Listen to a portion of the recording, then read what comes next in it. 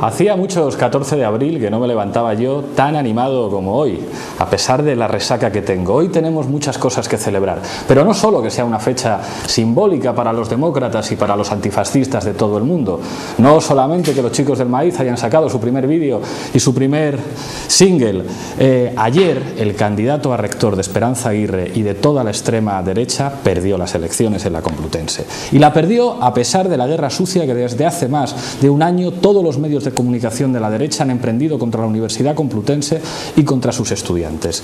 Les voy a contar una anécdota. Lo bueno de presentar un programa es que puedes hacer estas cosas, contar anécdotas. Corría el año 1999 y yo estudiaba entonces Derecho. Militaba en la UEPEI, la Asociación de los Estudiantes de Izquierdas de la Facultad. El caso es que una mañana la facultad amaneció llena de pintadas. Pintadas contra el decano, contra Pepe Iturmendi, casi decano vitalicio en aquella facultad. Créanme que hablar de pintadas en la universidad, teniendo a Nicolás Sánchez Albornoz detrás, tiene mucho simbolismo.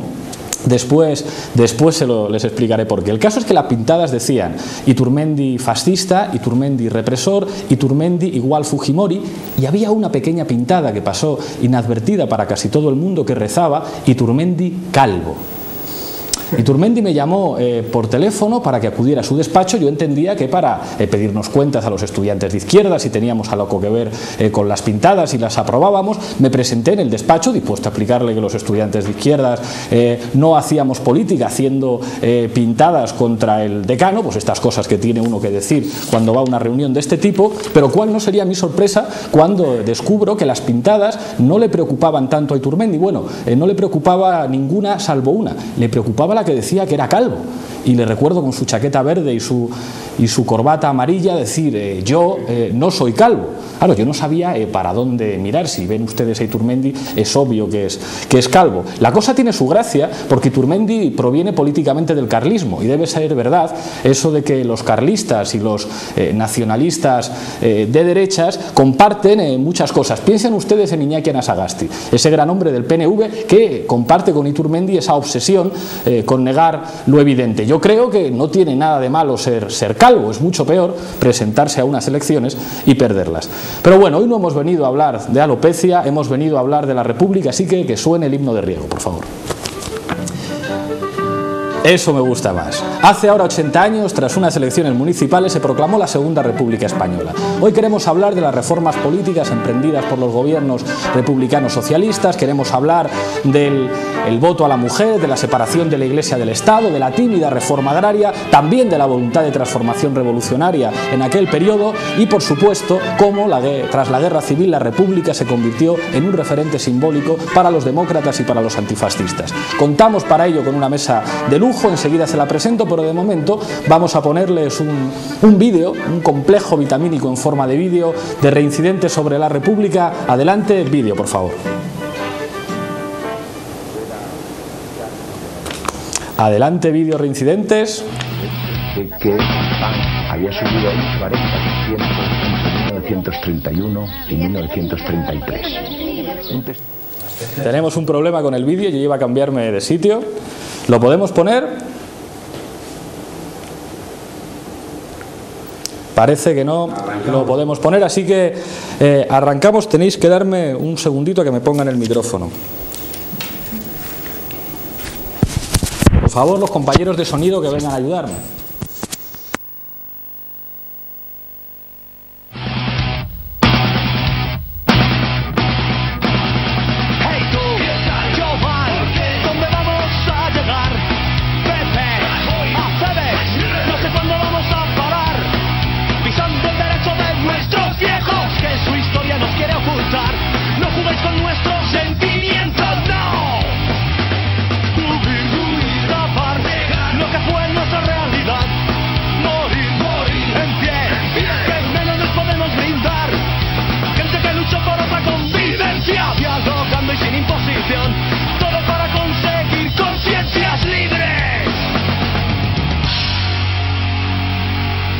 Allá va la republicana, ondeando libertad. Libre, libre, libertad, libre, libre, libertad, igualdad y solidaridad. Allá va la republicana, ondeando libertad.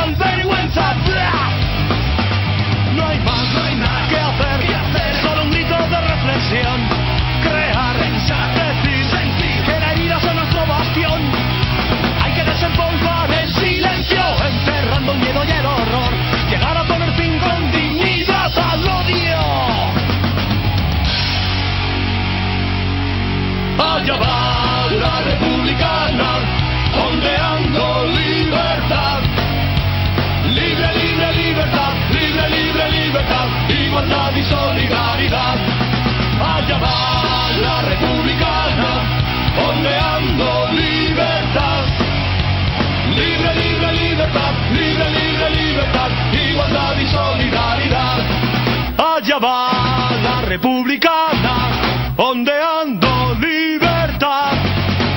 Libre, libre, libertad, libre, libre, libertad, igualdad y solidaridad. Allá va la republicana, ondeando libertad. Libre, libre, libertad, libre, libre, libertad, igualdad y solidaridad. Libre, libre, libertad, libre, libre, libertad, igualdad y solidaridad.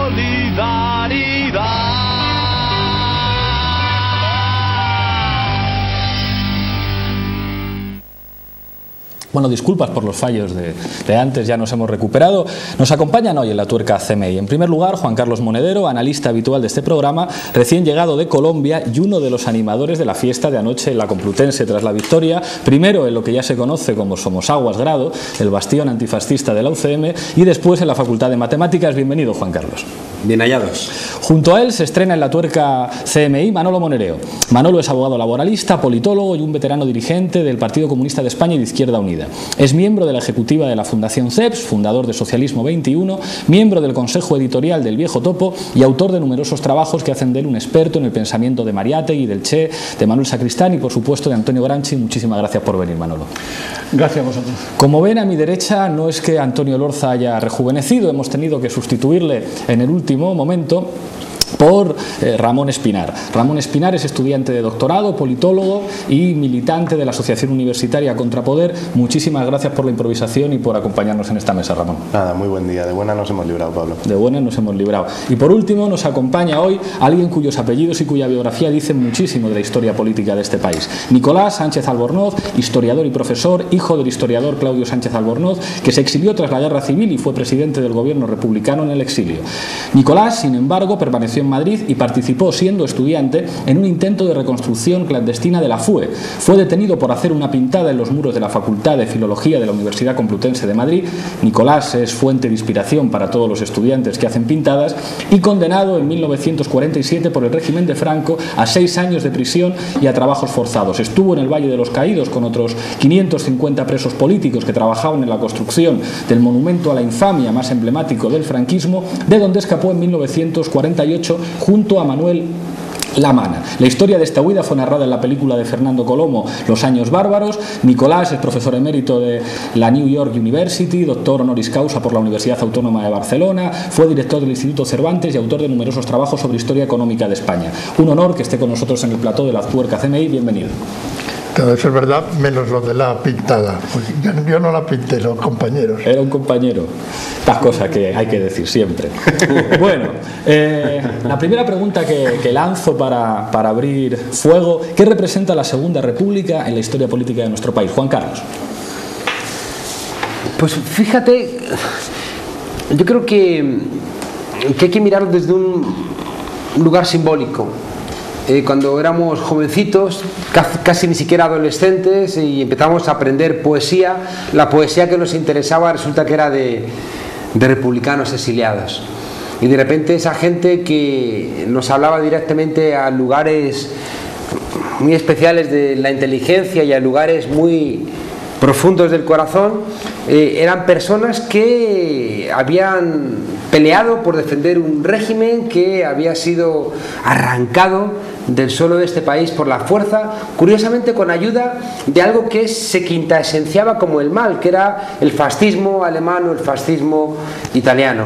Y por no se sabe muy bien qué razones, en ese momento jóvenes aún no explicadas, el franquismo pasaba a ser una dictadura pero de las nuestras, y por tanto podíamos encontrarnos con que había participado de eso que se expresaba y se explicaba como el mal político del siglo XX, pero al mismo tiempo no tenía ningún tipo de cuestionamiento. Poco a poco la República fue referenciándose como ese lugar donde habían pasado cosas que nos llenaban de fuerza para luchar por nuestra democracia. Y en nuestra, ya digo, luego adolescencia, cuando queríamos preguntarnos ¿Por qué no estábamos de acuerdo en una enseñanza católica que nos reprimía? ¿Por qué no estábamos de acuerdo en el porque sí como argumento frente a las órdenes? ¿Por qué no estábamos de acuerdo en una supeditación de la gente más joven a la gente más mayor, o en la ausencia de derechos de hijos respecto de los padres o de las mujeres respecto de los hombres? Resulta que siempre aparecía la República como un lugar que tenía respuestas anticipadas a nuestra rabia, y la República de repente poco a poco se nos fue apareciendo como la referencia genética de lo que tenía que ser nuestra democracia, y entendimos al final que el ADN de una democracia española que se respetase estaba en la República y después en esos republicanos que lucharon contra el franquismo, como el profesor Sánchez Albornoz, que de corazón y públicamente le digo qué honor poder estar aquí sentado con usted. Ramón, tú que vienes de otra generación, esto es un encuentro intergeneracional muy interesante, ¿sientes como propio ese ADN político, democrático y antifascista que se identifica con la República? Yo lo quiero ilustrar con un ejemplo. Traía una idea de intervención cuando me he sentado en la mesa y no me voy a resistir a decirlo, y creo que sirve para responder a tu pregunta. Ayer nos jugábamos el rectorado de la Universidad Complutense. Nos lo jugábamos todos y todas, y había dos candidatos que encarnaban lo que nos jugábamos los miembros de la comunidad universitaria de izquierdas y de derechas. Qué curioso que uno de los candidatos, José Iturmendi, sea sobrino de un ministro fascista, de un ministro de Franco. Qué curioso que José Iturmendi reivindique la herencia carlista. Llegó a decir en un curso del Escorial que él es de ideología requeté, y que frente a él el candidato de la izquierda, apoyado por los sectores de izquierda de la universidad, que no se olvide nadie, era José Carrillo, el hijo de Santiago Carrillo. Decían los reincidentes en una canción, no en la que has puesto, sino en una que dedicaron a las brigadas internacionales, decían: decid la verdad, sigue habiendo dos, y ahora mandan los alumnos de aquel fanfarrón. Bueno, en la Complutense no. Manolo, la República.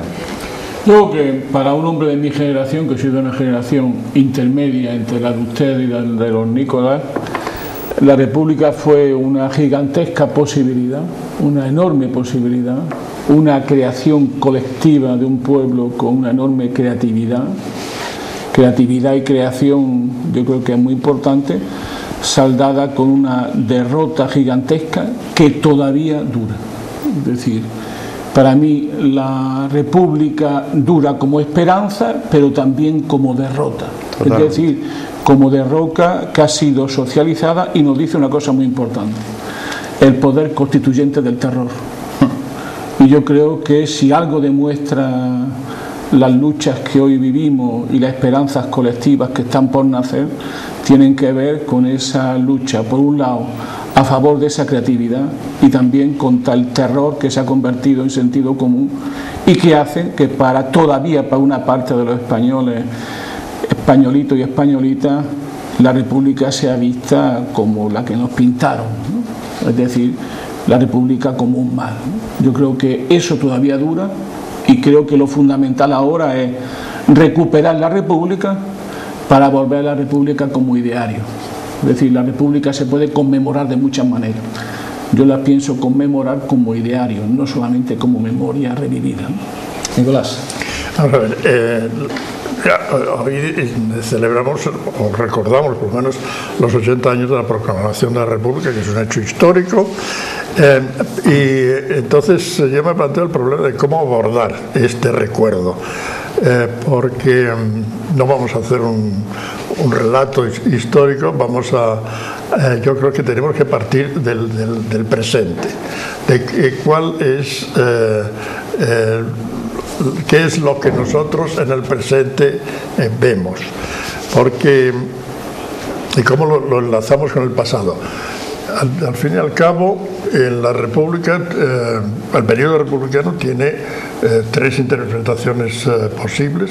Por un lado, la retrógrada, la fascista, la que ve desorden, y que además todavía siguen escribiéndose libros y proclamándose todas estas cosas. Después hay también una herencia revolucionaria de ambiciones de unos cambios, pero que no se dieron, y sin embargo hay una posición intermedia que es lo que la República hizo y lo que la República perdió después, pero que se conserva como modelo para el presente.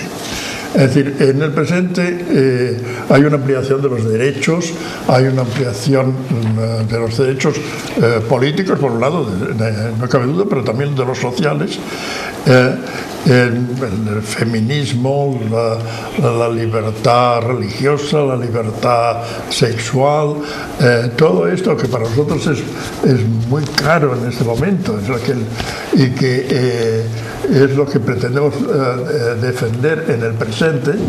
Pues todo esto tiene sus raíces en la República. Todo esto se hizo ya antes de la República. La República en esta conmemoración se presenta como un modelo a seguir, no simplemente a repetir, no solamente a restaurar, un modelo que sirva también de punto de partida para la ampliación de una serie de medidas que no se pudieron llevar a cabo todas en el corto periodo que tardó la República. ¿No? Que yo sugiero esta conmemoración de la República como modelo a asumir por todos nosotros. Hay una cosa, no sé si ustedes estarán de acuerdo. Yo creo que es válido decir: dime dónde te referencias y te diré cómo eres.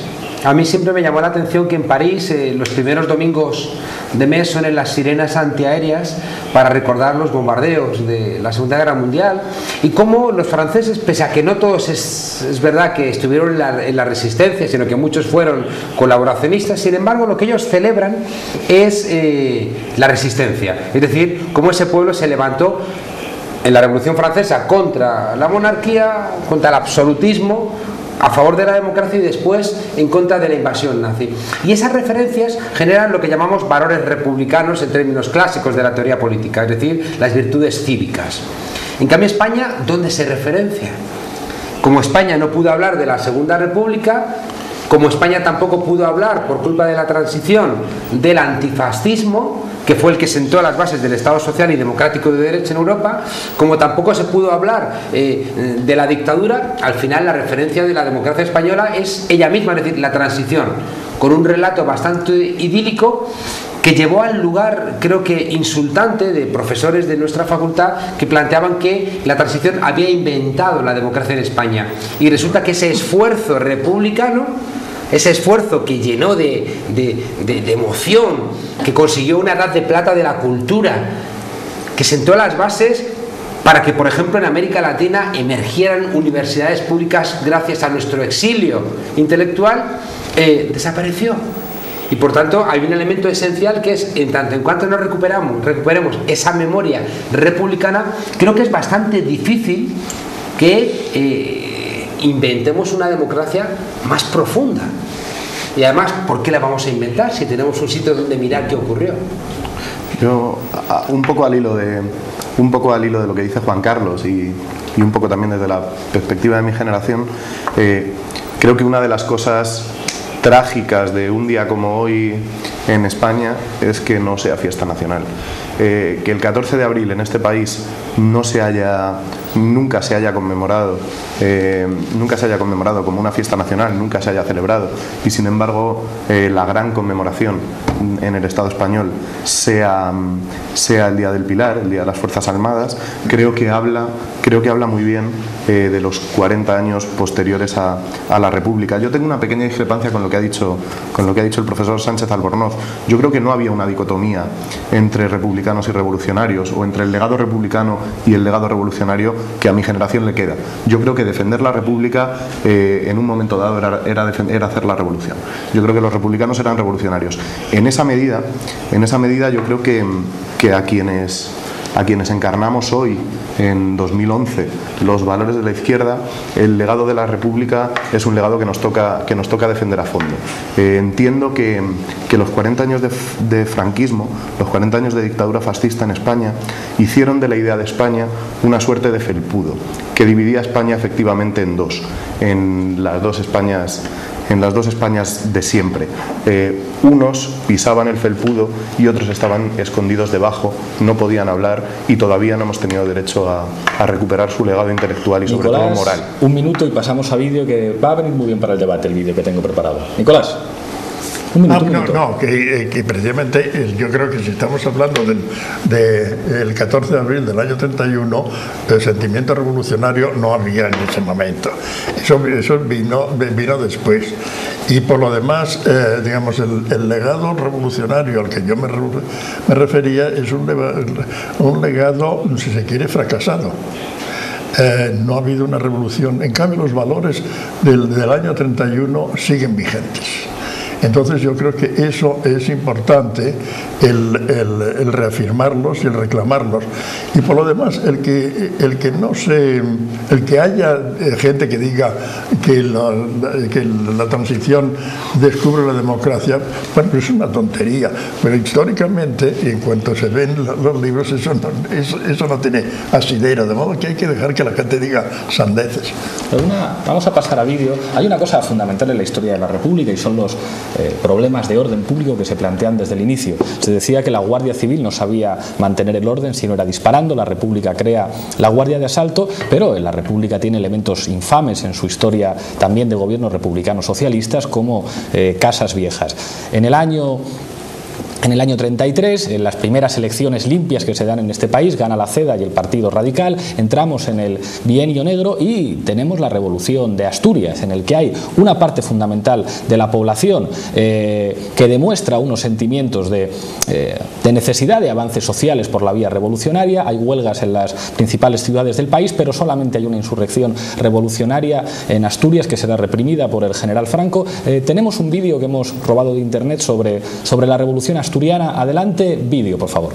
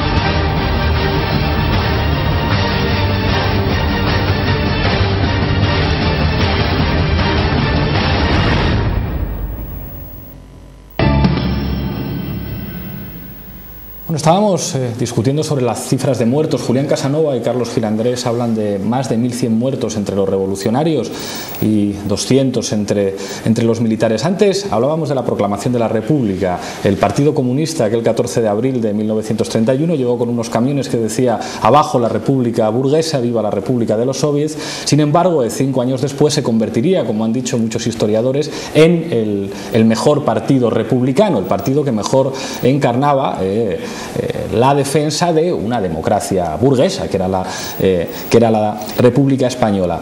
La pregunta es, con respecto a lo que representa la experiencia asturiana, ¿era posible hacer la revolución en España en los años 30, Manolo?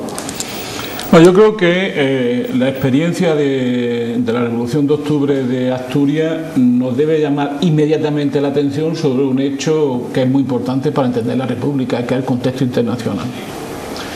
Es decir, hay que saber que gente no solamente de la izquierda del Partido Socialista, sino de los propios sectores más moderados como Prieto, estuvo detrás de ese golpe y lo financió y lo armó. Había un hecho que ocurre que es muy importante tenerlo en cuenta en ese momento, que es la caída de Viena la Roja. El año 34 se produce un golpe de Estado de una fuerza nacional católica, no exactamente fascista, dirigida por Dollfuss, y esa fuerza derrota la experiencia más importante de la izquierda en Occidente desde que Occidente existe con experiencia de izquierda. Y tiene una respuesta muy importante, que es una insurrección del movimiento obrero, que esa insurrección es vencida. Si uno tiene la paciencia de mirar qué pensaban la gente, por ejemplo, de Leviatán, que era la revista que dirigía Araquistain, del Partido Socialista, vería cómo inmediatamente se toma nota de aquello como un hecho fundamental. ¿Y cuál era el hecho fundamental? Que el partido que más se parecía al de Dollfuss, un partido nacional católico, no exactamente fascista, pero sí antiliberal, antidemocrático, que eso se olvida hoy, y antirepublicano, como era el Partido de la Sera, dirigida por Gil Robles, pues está conquistando el poder democráticamente. Ante esa situación, la idea que hay es que inmediatamente, rápidamente que llega este gobierno e inicia el bienio negro, lo que inicia es haciendo la contrarreforma a la reforma. O sea, todos los derechos sindicales, sociales, etcétera, etcétera, todo eso es lo que es inmediatamente puesto en cuestión, y la percepción que tienen la izquierda social, la izquierda cultural y la izquierda política y el movimiento obrero organizado es que de ahí lo que se venía no era tanto la revolución de Asturias como una revolución, sino la revolución de Asturias como la defensa de la democracia y de las libertades republicanas frente a la agresión que desde dentro habían tomado la fuerza. Pongo un ejemplo solo que se suele olvidar con mucha frecuencia, que es, por ejemplo, el ejemplo de Miguel Maura, ¿no? Que era un antiguo monárquico que en esas épocas, él mismo, que era un monárquico liberal y nada radical, estaba planteando la necesidad de una dictadura, en este caso diríamos comisaria, de la propia república contra su enemigo, que desde dentro estaban luchando contra la propia república. Es decir, la revolución de Asturias se habla como revolución. Ahora bien, la revolución de Asturias no era un cambio del poder en un sentido socialista, yo creo que así no fue percibida, sino que fue la defensa y profundización de las libertades republicanas hecha por el movimiento obrero, que percibía que la república estaba en cuestión. Y, como siempre en España, cuando la república está en cuestión las libertades, porque la monarquía nunca ha estado unida ni a la democracia ni a las libertades de los españoles y españolas. Bueno, estoy muy de acuerdo con esa interpretación. Es decir, el movimiento revolucionario de Asturias, como también los levantamientos populares a raíz del año 36, no son producto de una iniciativa de capas sociales o de partidos políticos, son movimientos reactivos, son en defensa de las pequeñas conquistas. Yo casi que me atrevería a ir un poco más lejos. Son movimientos, estas revoluciones son provocadas por la derecha. Si los partidos de derecha hubieran sido partidos republicanos y hubieran tratado de jugar al juego de la alternancia política, más partidos burgueses más moderados y después una alternancia con partidos más conservadores, la República hubiera perfectamente sido viable. Pero es que la derecha constantemente estuvo provocando y provocando la reacción en el sentido opuesto. A la derecha no le interesaba la consolidación de una república moderada. Quería polarizar el panorama político, porque en ese terreno ella iba a pescar, que es un juego, por otro lado, que me parece que estamos viviendo en el presente. Es decir, la derecha no quiere en ningún caso la consolidación de un sistema político en el cual ella no mangonea. Y hay una cosa todavía más terrible todavía, y es que fíjense ustedes qué curioso que estamos hablando de la Segunda República y cómo es algo tan presente. En las elecciones de ayer, al rectorado de la Complutense, el principal ataque al candidato Pepe Carrillo era Paracuellos. Es decir, que la derecha retoma sus viejos mitos para intentar... Pero a lo que voy, que creo que es esencial y que creo que la democracia española tiene ahí un agujero. Y es que, como en el pacto de olvido de la transición decidimos olvidar determinadas cuestiones, hemos dejado que la derecha las recupere y las reinterprete. Como no tuvimos el coraje de lo que usted acaba de afirmar, que en el año 34 los republicanos españoles, los demócratas españoles dijeron que van ustedes a hacer en España lo que ustedes están haciendo en Italia, en la Italia de Mussolini y en la Alemania de Hitler. No. Mejor le hubiera ido a Weimar. Nos levantamos y defendemos nuestra democracia frente a estos fascistas. Pero como no hemos tenido el coraje de decir y reconocer que la democracia en determinados momentos históricos se defiende con las armas, recupera estos sinvergüenzas como Pío Moa, César Vidal, y que están arrastrando a historiadores serios a plantear, me temo, profesor, que sí, me temo que sí, y al final resulta que estoy hablando de Santos Juliá, y Santos Juliá al final empieza a decir que es que la República era un caldo revolucionario. Y al final, como no hemos sido capaces de explicar octubre del 34 como un movimiento de reacción frente al fascismo, queda ahí un hueco. Vienen los Pío Moa y dicen, no, es que la guerra civil empezó en el 34. Y al final, como cuestionar esa interpretación obliga a nuestra democracia actual a ser también más beligerante con la propia democracia, hay autores que les da miedo y dicen, bueno, sí, es verdad, es que la República tenía algunos tintes revolucionarios. Yo creo que... Tenemos 2 minutos para pasar a vídeo, 1 minuto y 1 minuto, y pasamos a vídeo. Creo que estas interpretaciones sobre los sucesos del 34 o sobre Paracuellos, estas interpretaciones que mayoritariamente nos han contado, responden a 2 cuestiones. La primera, que es evidente, es que la historia suele ser un tira y afloja político y no una disciplina académica incontestable. Y en el tira y afloja político de quien cuenta la historia, 40 años de dictadura han pesado mucho. Yo creo que hay una trampa, que es que nos suelen contar los sucesos de octubre del 34 en Asturias, o nos suelen contar Paracuellos desde una perspectiva del presente, desde una perspectiva de imagínate una situación como la de hoy en la que unos señores hacen esto.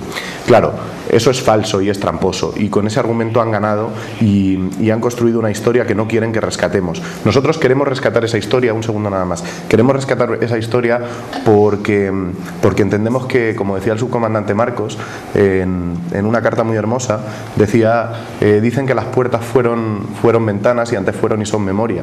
Por eso quien tiene memoria tiene en su futuro una puerta, y ahí está la clave de la recuperación de la memoria de la simplemente una cosa, ¿no? Si vemos la parte del debate en que ya estamos, se mezclan 3 cuestiones, ¿no? 2 cuestiones y yo quiero mezclar una tercera, ¿no? Una es la República como hecho histórico, que yo creo que merece la pena en sí misma. Una segunda, lo que llama la disputa de la memoria, es decir, el debate político-cultural que hay en torno a la memoria, que como ha dicho muy bien antes José Carlos, lo que hay detrás es una cosa muy importante, lo que hay detrás, ¿no? Es decir, una ofensiva revisionista sobre la historia que lo que viene es a justificar de una u otra manera el franquismo y las políticas franquistas. Y en tercer lugar, lo que yo llamaría la hipótesis o la utopía de la República como ideario posible y necesario hoy, que yo creo que las tres cosas están a caballo y que cuando se está discutiendo de las dos primeras se está discutiendo también de la tercera. Bueno, estamos llegando a uno de los momentos más esperados del programa, Top Facha. ¿De qué habremos disfrazado hoy a Camilo? Dudé entre disfrazarle de Concha Piquer, quizá de guardia de asalto. Finalmente decidí disfrazarle de guardia civil. Adelante, Top Facha, por favor.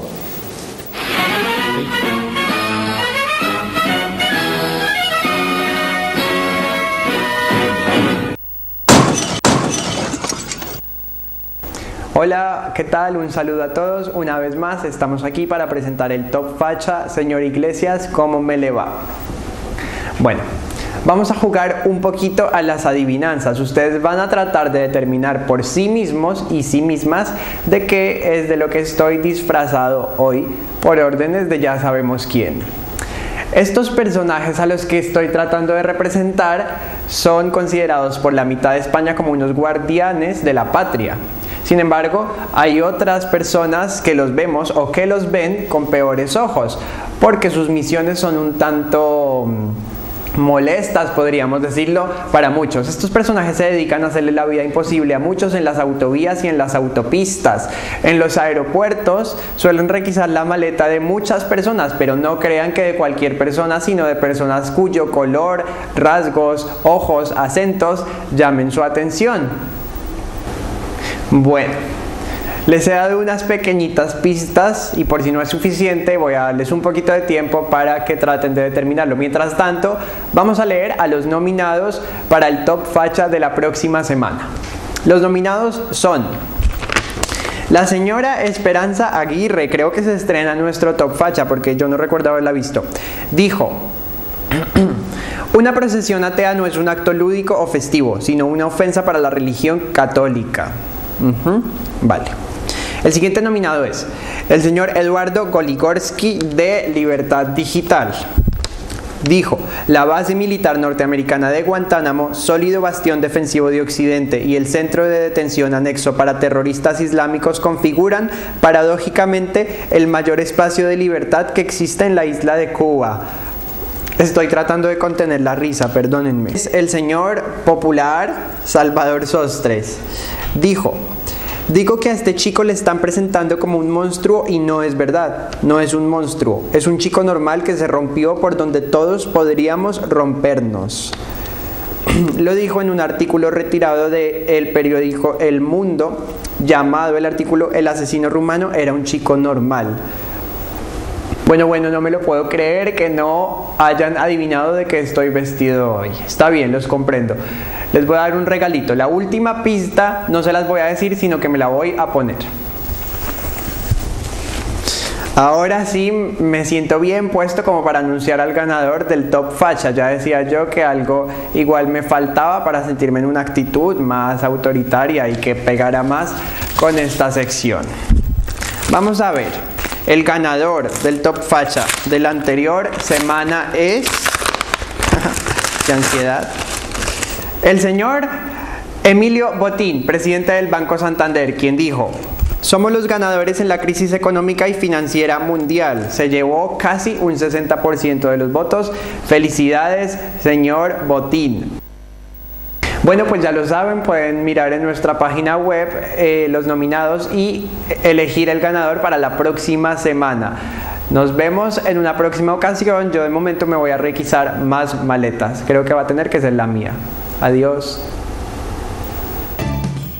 Bueno, estábamos hablando antes de el problema de los propagandistas, los falsos historiadores. Es verdad que cualquiera que se aproxime a una historiografía mínimamente seria sobre la República y sobre la guerra civil no le pueden contar batallitas. El problema es que gentuza como Pío Moa, como César Vidal, venden cientos de miles de libros, y eso por lo menos, no sé si afectará a algunos historiadores, pero a los medios de comunicación sí. Hoy en el telediario de Televisión Española se hablaba de la Segunda República Española como un periodo convulso, como un periodo en el que cada vez que gobernaba la izquierda estaba cantado que de alguna manera se tenía que producir ese desastroso enfrentamiento entre hermanos que llevó a la guerra civil y al franquismo. Da la impresión de que la derecha, generando sus imaginarios, es muy eficaz, o sea, es capaz de plantear poco menos que la guerra civil y el franquismo era culpa de la izquierda.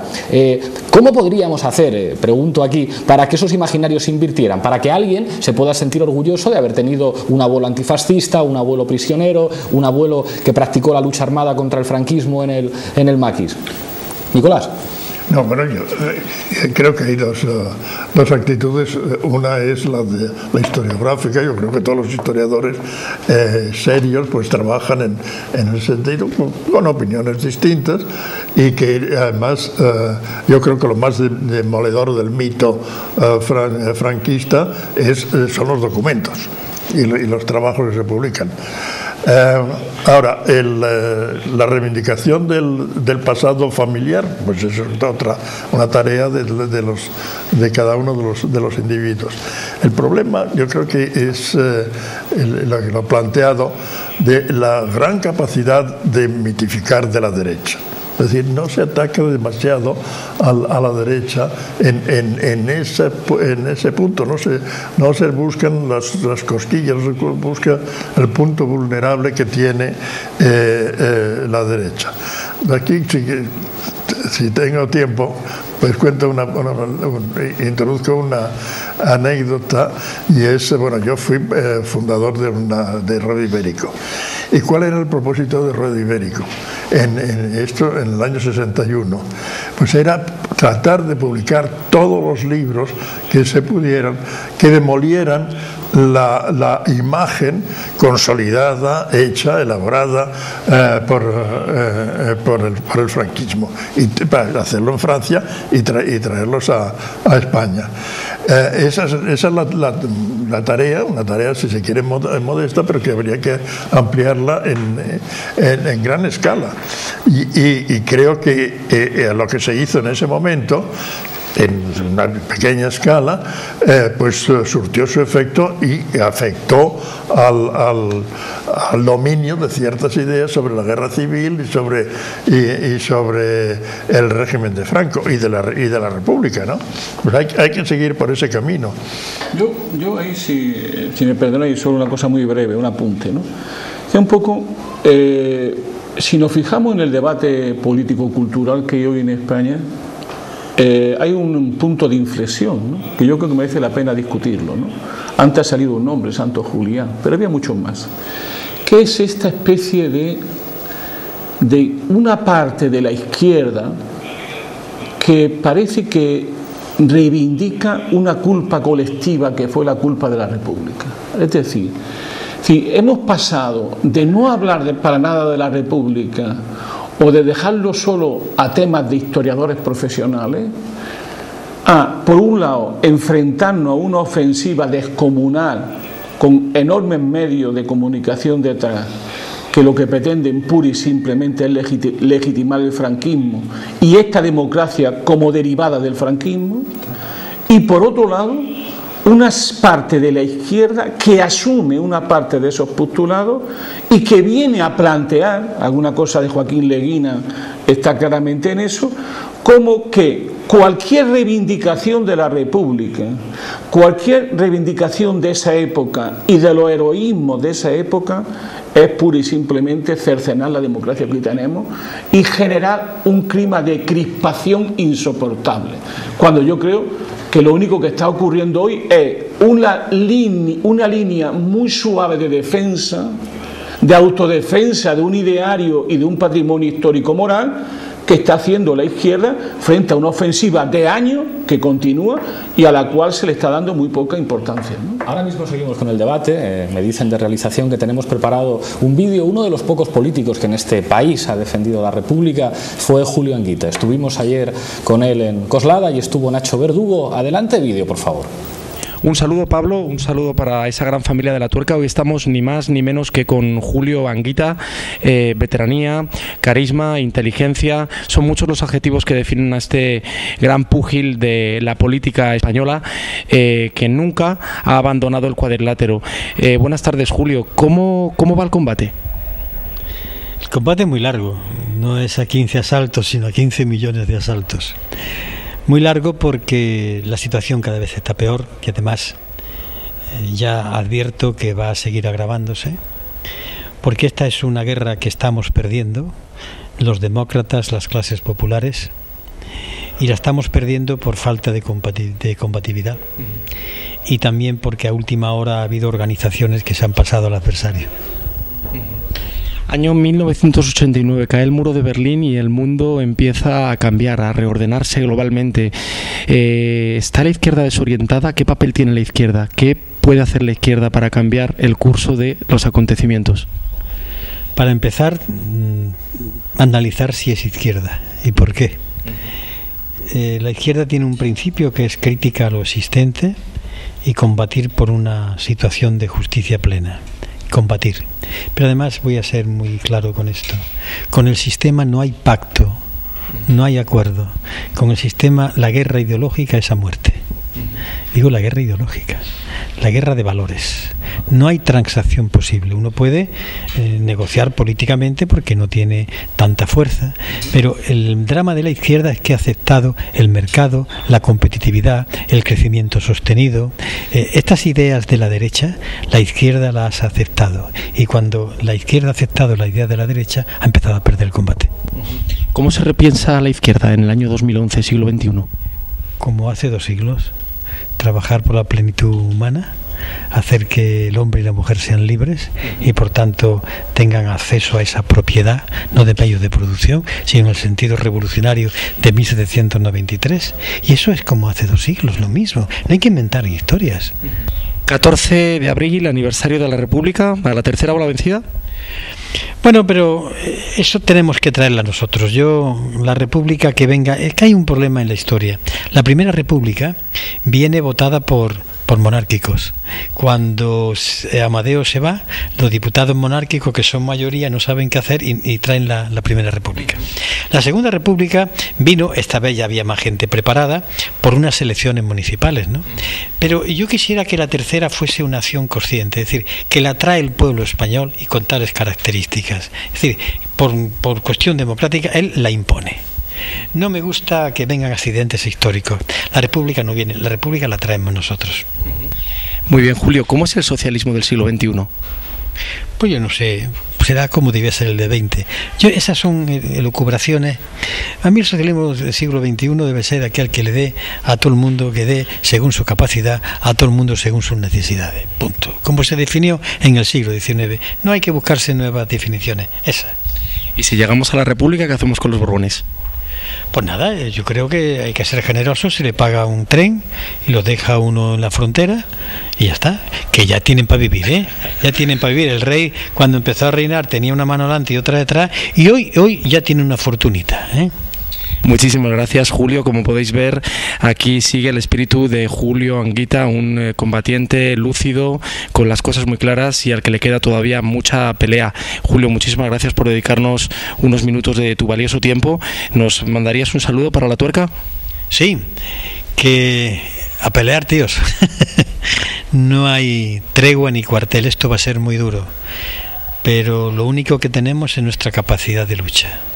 Y además sois jóvenes, la inmensa mayoría, y la ventaja que tenéis unas arterias mejores que las nuestras y más agilidad, pues ya sabéis, pero no puedo decir que otra cosa sino que ofreceros un lugar de combate, no hay otra cosa.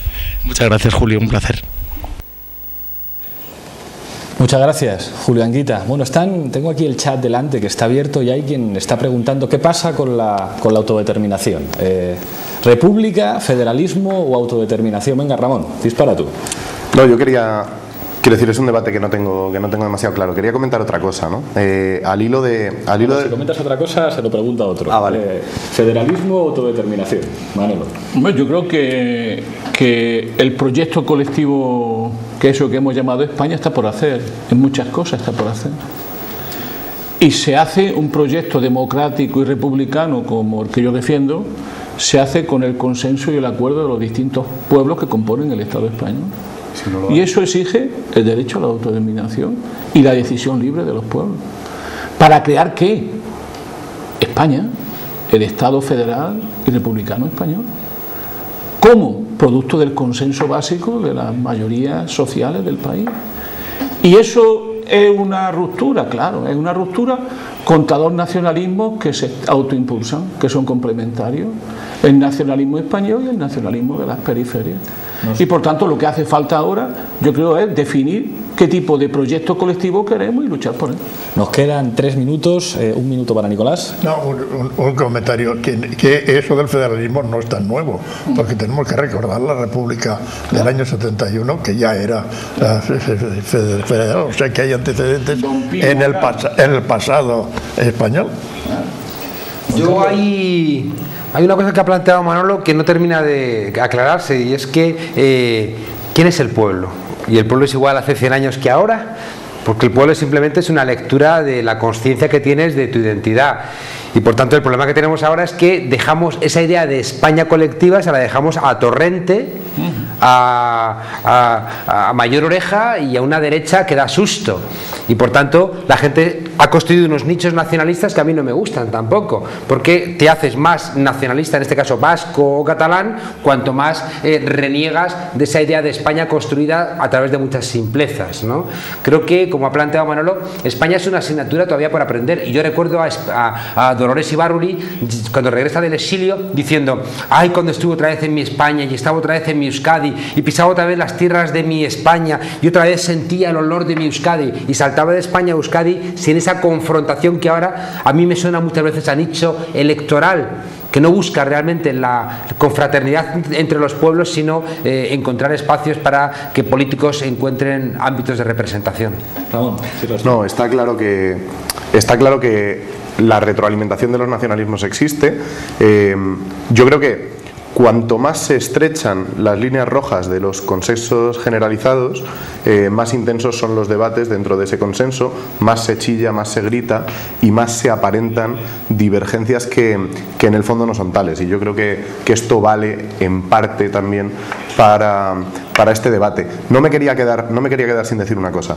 No me quiero quedar sin decir, estamos hablando de... Julio Anguita estaba muy pesimista, ¿no? Decía que estamos adocenados, que no nos movemos. Hemos visto en el Top Facha de la semana pasada que Emilio Botín ha dicho: somos los grandes vencedores de la crisis. Tenemos un problema de identidad colectiva, porque si ellos son los grandes vencedores de la crisis, lo que tenemos que empezar a construir ya es quiénes somos los que la estamos perdiendo. Y los que la estamos perdiendo somos los que ganamos 500 euros al mes en curros de mierda. Por eso quería llamaros a todos, invitaros a las próximas movilizaciones que se van a seguir convocando desde la plataforma Juventud Sin Futuro, y que bueno, que estamos en eso, en construir nosotros. Al final, el tiempo en televisión es el tiempo. Creo que hemos tenido un debate magnífico, de nivel, algo difícil de encontrar en las tertulias de la televisión. Esta es una tertulia humilde, pero siempre trataremos de ser rigurosos y tener aquí a los mejores. Pasamos a la tuerca rap. Hoy tenemos a la técnica y vamos a ver al miticómetro pasándose al enemigo y rapear en el estilo gangsta. Coches, mujeres y lujo para rapear a capela sobre la República. Adelante, vídeo de crédito, por favor. Nos vemos en 2 semanas aquí en La Tuerca.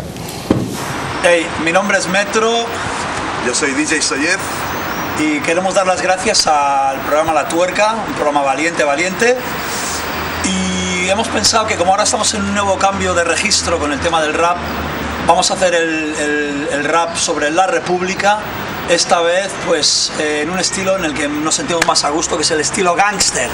Así que nos vamos a rodear de coches, casas y mujeres que están aquí grabando.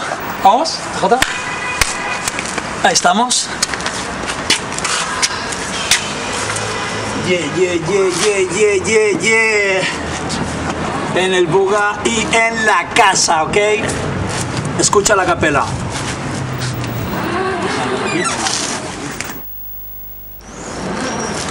Antes de la televisión y la histeria del culto al famoseo y al más media, en la Europa de los famélicos, de curas, aristócratas, reyes y séquitos, el campo de la ciudad era un drama.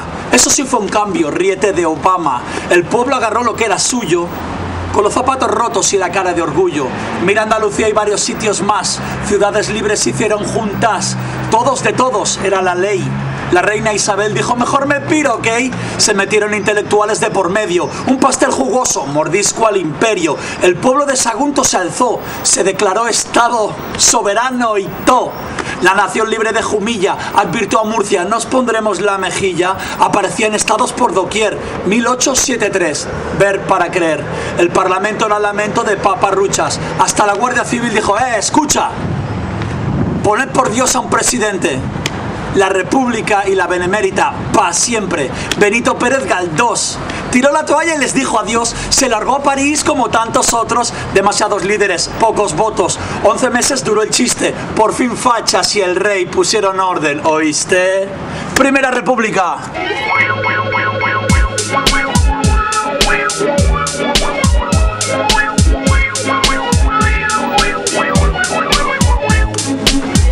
Llegó el siglo XX, cambalache, España se caía hasta en los remaches, carlistas, cantoneses, liberales, alfonsistas, anarcos, internacionales y fascistas, la tómbola por la carrera del ego, de fondo bombas y el himno de riego, Alfonso XIII, otro que se fue a París, quedaos con España, menudo país, reencuentro de republicanos, unos federales, otros unitarios, todos a una, comunistas y pum, no fue ni tan ni tan tun, pero se dio el voto a la mujer, se enseñó al pobre y se le dio de comer. La sexualidad no era un tema tabú. Salud, camarada, no usted, sino tú.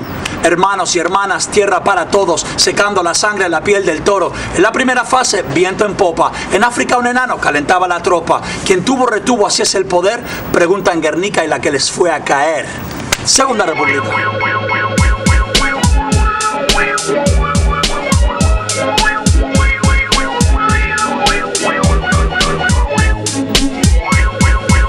...40 años de marcha militar, luego 30 más de estado del bienestar, Raimono sonó ya en la discoteca. El chollo de los 70 era ser paleta. Paletos y progres gritaron Goraeta, pero haz tú la revolución, yo tengo una hipoteca. Pasaron los 80 y qué sé yo, la Coca-Cola nos unió. Murió Magic Johnson, murió Michael Jackson. ¿Quién fue el Che Guevara? Nació Lady Gaga. Democracia por ahí pasó. ¿Gobierno del pueblo? Creo que no. Uno decide, 1 millón obedece. Gritos de protesta por SMS. La próxima revolución será ¡uf! Misma nación bajo mismo groove. Tercera revolución. De parte de DJ Soyez, el metro, Natalia, dedicado a nuestro homie Winnie the Pooh.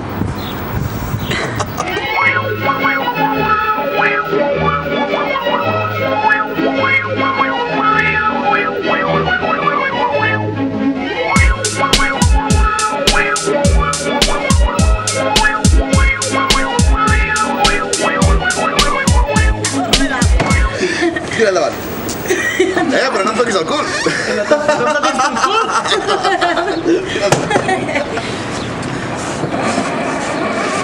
Mira. Ah, no. És un Megalander. Què vols? Hem de fer així. Però si s'ha de ficar aquí per aparcar-lo, no? No, s'ha de ficar aquí. Però això quan estigui aparcat, ara el tornem a aparcar, no? No, l'hem d'aparcar allà. El vols aparcar allà? Clar. Vale, va.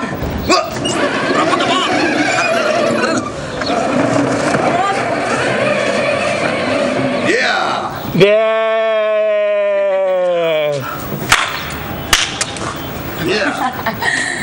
Tremendo. Está guapo, ¿eh?